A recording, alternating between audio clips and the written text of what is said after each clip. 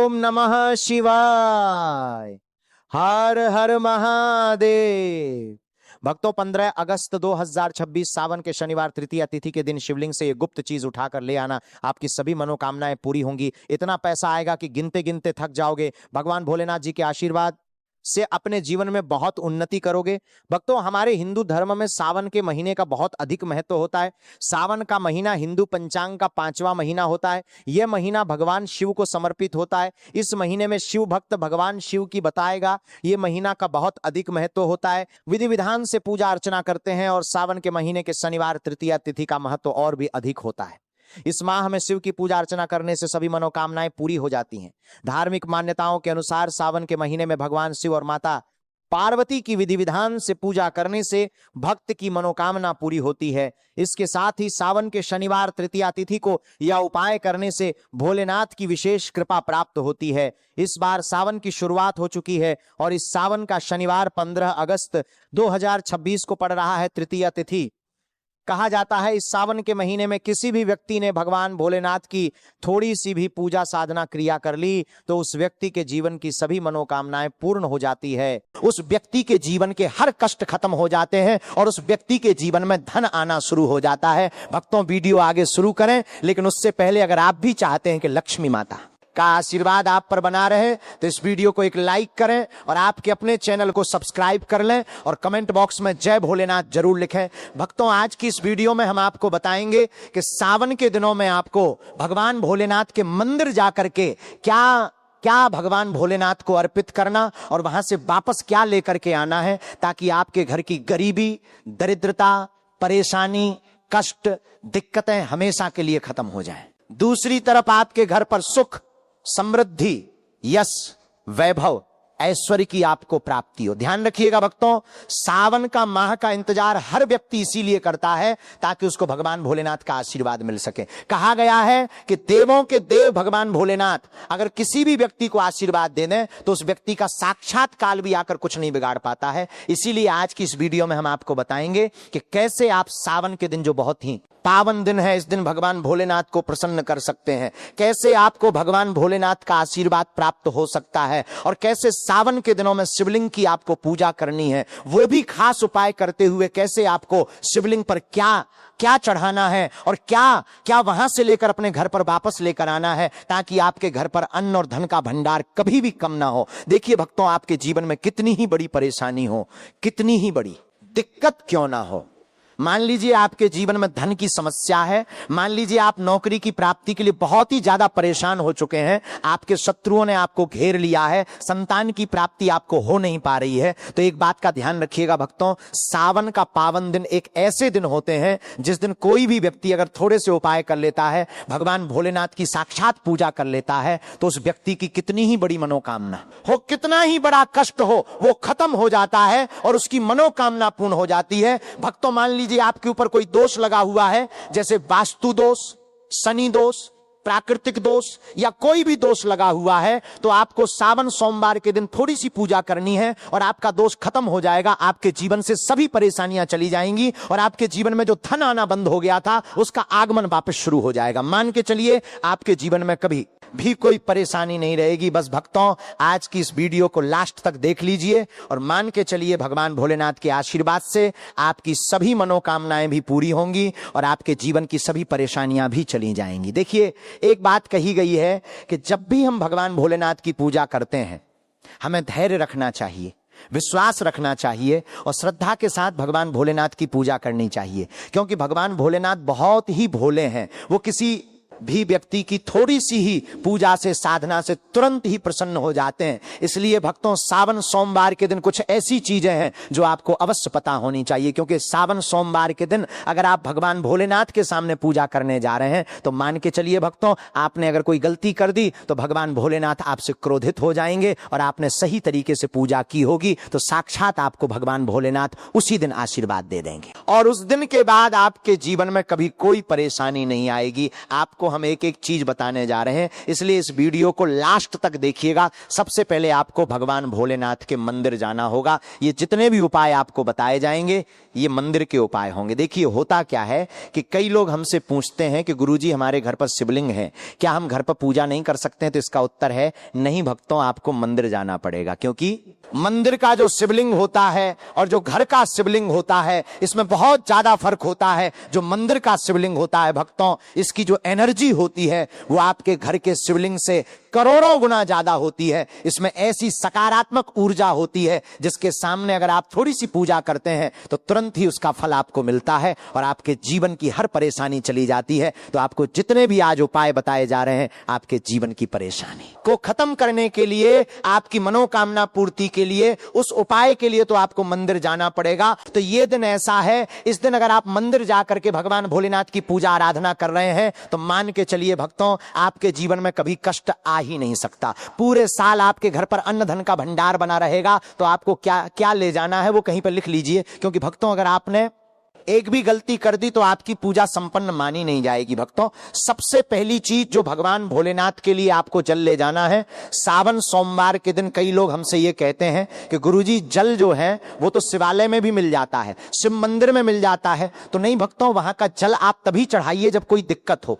वरना घर से ही जल ले जाना चाहिए। आखिर घर से जल क्यों ले जाया जाता है, इसकी भी बात सुन लीजिए। घर से इसीलिए आपको जल ले जाना है ताकि आपके घर का जो जल ले जा रहे हैं भगवान भोलेनाथ पर चढ़ाने के लिए, उसी जल के द्वारा आप भगवान से जुड़ जाएंगे। उस जल के द्वारा आप भगवान को अपनी सभी दिक्कतें बता देंगे और उस जल को जैसे ही भगवान भोलेनाथ पर आप चढ़ाएंगे, अपनी समस्याओं को बताते हुए वो समस्या आपकी खत्म हो जाएंगी। इसलिए घर से जल ले जाइएगा। आप सबसे जरूरी चीज जो जल ले जा रहे हैं उसमें 2-4 बूंद गंगा जल जरूर डाल दीजिएगा, क्योंकि गंगा जल डाले बिना आपकी पूजा संपन्न नहीं मानी जाएगी। महाशिवरात्रि के दिन या सावन के सोमवार पर आपको जल ले जाना है, उसमें गंगा जल डाल करके दूसरा आपको 3 पत्ते वाला बेलपत्र ले जाना है। भक्तों बेलपत्र बहुत ही शुभ होता है। आपने अगर मान लीजिए एक तरफ 1000 कन्याओं को खाना खिलाया है, दूसरी तरफ भगवान भोलेनाथ को बेलपत्र चढ़ाया है, तो ये दोनों बराबर माने जाते हैं, इसलिए बेलपत्र जरूर ले जाइएगा। तीसरा आपको सफेद पुष्प ले जाना है। सफेद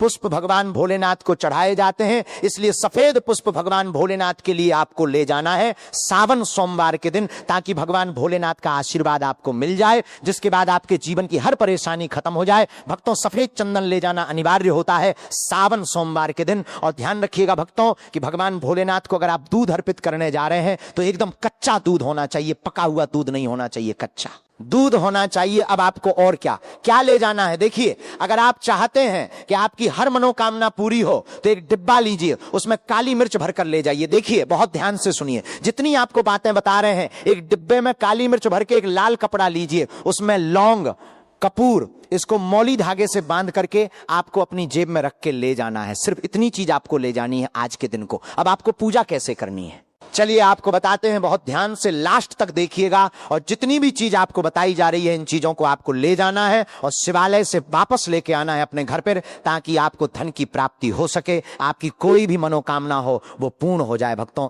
आप पहले जाएंगे मंदिर, सबसे पहले आपको इस बात का ध्यान रखना है, मंदिर जाने से पहले ही काले या नीले कपड़े का धारण करके मंदिर ना जाएं, वरना भगवान भोलेनाथ का आपको क्रोधित रूप देखना पड़ सकता है। सबसे पहले आपको यह करना है कि पतली धार बनाते हुए जल भगवान भोलेनाथ को अर्पित कर देना है। बहुत ध्यान से सुनिएगा भक्तों, पतली धार बनाते हुए भगवान भोलेनाथ को जल आपको अर्पित कर देना है। अब आपको यह करना है भक्तों कि भगवान भोलेनाथ को चंदन लगाना है। चंदन लगाने के बाद भगवान भोलेनाथ पर 3 पत्ते वाला बेलपत्र रखना है। 3 पत्ते वाला बेलपत्र रखने के बाद आपको भगवान भोलेनाथ पर सफेद पुष्प अर्पित कर देना है। सिर्फ इतना आपको करना है। दूध अगर आप चढ़ाना चाहते हैं तो दूध भी आप चढ़ा सकते हैं, इतना बस आपको करना है। इतना करने के बाद आपको वहां पर खड़े होकर 108 बार, बहुत ध्यान से सुनिएगा, 108 बार आपको ओम नमः शिवाय का जाप करना है। या तो आप 108 बार कर लीजिए, ये 3 ऐसी चीज है जो आपको करनी है, इतना करना है। अब आपको क्या करना है, एक डिब्बा जो काली मिर्च का आप ले गए हैं, उस काली मिर्च के डिब्बे को आपको शिवालय के जो गिरता हुआ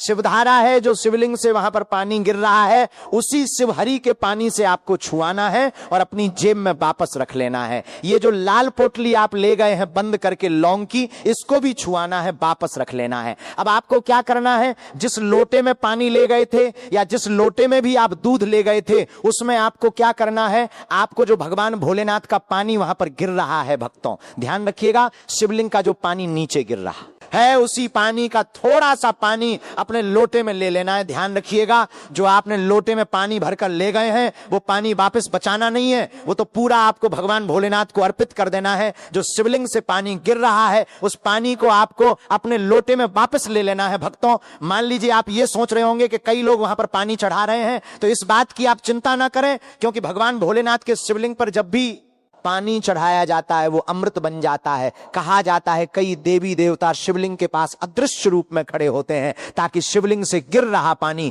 वो धारण कर सकें, इतना पवित्र होता है शिवलिंग से गिरता हुआ पानी। तो शिवलिंग से गिरता हुआ पानी को आपको अपने लोटे में ले लेना है, सिर्फ थोड़ी सी बूंदें ले लेनी है। अब आपको क्या करना है, आपको घर वापस आना है। जो आपने लोटे में पानी लिया है भक्तों, इसको घर पर आते ही घर के लोग जो है आपके, उनके ऊपर थोड़ा थोड़ा पानी छिड़क देना है। घर के हर कोने में पानी छिड़क देना है, घर के मुख्य द्वार पर पानी छिड़क दें, बस इतना आपको करना है। इतना आपने कर दिया। अब मान लीजिए पूरे साल आपके घर पर नकारात्मक शक्तियां नहीं आ पाती हैं, आपके घर पर कोई काला जादू काली विद्या करवाने की कोशिश करेगा तो वो आपके घर पर नहीं कर पाएंगे। इससे आपके घर से नकारात्मक शक्तियां चली जाएंगी और सकारात्मक ऊर्जा आ जाएगी। ये जो अब काली मिर्च का भगवान भोलेनाथ जी के शिवलिंग से छुआ कर लाए हैं, इसको पूजा घर में रखें। ये जो काली मिर्च का डब्बा है आपके पास, इसे कभी भी आप किसी शुभ कार्य के लिए निकलें, जैसे मान लीजिए आप बिजनेस मीटिंग के लिए जा रहे हैं, नौकरी की प्राप्ति के लिए जा रहे हैं, काली मिर्च घर के मुख्य द्वार से पहले रख के उसको कुचलते हुए निकालिए। मान के चलिए आपके काम में जो भी बाधा आने वाली होंगी वो बाधाएं भगवान भोलेनाथ के आशीर्वाद से अपने आप हट जाएंगी और आप जिस कार्य के लिए भी जाएंगे उस कार्य में आपको सफलता मिलेगी। भक्तों, भगवान भोलेनाथ का यहां पर आपको साक्षात आशीर्वाद मिलेगा सावन सोमवार के दिन, और आपके जीवन से हर परेशानी चली जाएगी। सावन सोमवार की रात आप अपनी सभी प्रकार के बुरी अनिष्ट शक्तियों से छुटकारा पा सकते हैं। जो लोग भोलेनाथ माता पार्वती की पूजा करना चाहते हैं वो इस दिन अपने घर पर पारद का शिवलिंग रख लीजिए, अभिमंत्रित होना चाहिए। जो भी शिवलिंग आप रखें अच्छे से उनको मंत्रों द्वारा भी अभिमंत्रित करके रखें। स्फटिक हो, नर्मदेश्वर शिवलिंग हो, कोई भी रखिए, अच्छे से उनको भोलेनाथ को अपने घर पर ही पूजन कीजिए, एक लोटा जल चढ़ाकर, क्योंकि मंदिरों में बहुत भीड़ भाड़ होती है और सावन सोमवार पर यही भीड़ का नजारा बहुत ही खूबसूरत लगता है। कोने कोने में शिव भक्त हैं। अगर आप मंदिर में नहीं जा सकें या ठीक से जल नहीं चढ़ा पाए तो घर में ही शांति से आप पूजन करें। गन्ने का रस हुआ, पंचामृत हुआ, इससे आप इस दिन भोलेनाथ का अभिषेक कीजिए। दूध, दही, घी, शहद, शक्कर, पंचामृत बना करके अभिषेक कीजिए भक्तों। फिर भोलेनाथ का श्रृंगार कीजिए, चंदन चढ़ाइए, अक्षत चढ़ाइए, जनेऊ अर्पित कीजिए, थोड़ा सा चंदन का इत्र, क्योंकि चंदन का इत्र विशेष रूप से शिव शंभू को बहुत प्रिय है, तो वो आप अर्पित कीजिए। उनके पसंदीदा पुष्प चढ़ाए, आंकड़े की माला से उनका श्रृंगार कीजिए भक्तों। कनेर के सफेद पुष्प चढ़ाए, कमल हुए, गुलाब हुए, बेल हुए, ये फूल उनको बहुत प्रिय है, ये अर्पित करें। और 5 बेलपत्र अवश्य चढ़ाएं। आप इस दिन चाहें तो, या जो आपके पास बेलपत्र है उसी पर आप श्री श्री लिखकर या ओम नमः शिवाय या राम राम लिखकर अर्पित कीजिए। जो चिकना भाग होता है उस पर लिखिए और ये सीधा शिवलिंग पर अर्पित हो। इस प्रकार से आपको बेलपत्र चढ़ाने चाहिए भक्तों। आप विशेषकर इस बात का ध्यान रखें कि कटे फटे बेलपत्र ना हो। जो अधूरी चीज भगवान को अर्पित करता है तो उसे भी कटे फटे पत्तों की तरह ही कटा फटा फल ही प्राप्त होता है। इसलिए कभी भी अपूर्ण सामग्री अर्पित ना करें भक्तों। कहते हैं कि जब भोलेनाथ ने गले में विष धारण किया था तो आदि शक्ति मां के कहने पर देवताओं ने भगवान शिव के सिर पर भांग, धतूरा, बेलपत्र आदि रखा और निरंतर जल अभिषेक किया था, जिसकी वजह से उनके मस्तिष्क का ताप कम हुआ था और उस समय से ही भोलेनाथ को भांग धतूरा चढ़ाया। जाता है। और ये बात भोलेनाथ के भक्तों में बहुत कम लोगों को ही पता है कि इसी कारण शिवलिंग पर भांग धतूरा चढ़ाया जाता है। भक्तों, अगर आपके घर में शिवलिंग है तो आज के दिन आप चाहें तो शिव जी का त्रिशूल हुआ, डमरू हुआ, ये भी आप उनको अर्पित कर सकते हैं। शिव के डमरू की दमदम की ध्वनि मंगल गुरु से संबंधित होती है, क्योंकि चंद्रमा उनके मस्तक पर विराजमान होकर अपनी क्रांति से अनंत आकाश में जटाधारी महामृत्युंजय को प्रसन्न करता है। और बुध आदि ग्रह इसमें संभव से सहायक होते हैं। तो ये आज के दिन डमरू अर्पित करें। भोले बाबा का डमरू आप धारण भी कर सकते हैं। अभिमंत्रित करके आप अपने शरीर पर छोटा सा चांदी का डमरू धारण करें। लेकिन उससे पहले अगर आप भी चाहते हैं कि लक्ष्मी माता का आशीर्वाद आप पर बना रहे तो इस वीडियो को एक लाइक करें